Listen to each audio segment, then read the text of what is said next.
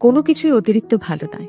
যেমন আপনি অতিরিক্ত ভালোবাসলে সহজেই দুঃখ পাবেন, অতিরিক্ত গুরুত্ব দিলে গ্যারান্টিড হেলাফেলা পাবেন, অতিরিক্ত বিশ্বাসে বিশ্বাসঘাতকতায় জুটবে কপালে, অতিরিক্ত সহজলভ্য হলে সর্বদা মূল্যহীন হবেন, আর অতিরিক্ত ভালো হলে সবার কাছে ব্যবহৃত হবেন। অতিরিক্ত সহজ সরল হলে এই গোলকে আপনি একটার পর একটা ধাঁধা পাবেন। অতিরিক্ত নরম হলে আপনাকে ঘাসের মতন মারিয়ে দেওয়া হবে। অতিরিক্ত মিশুকে হলে ব্যক্তিত্বহীন হবে।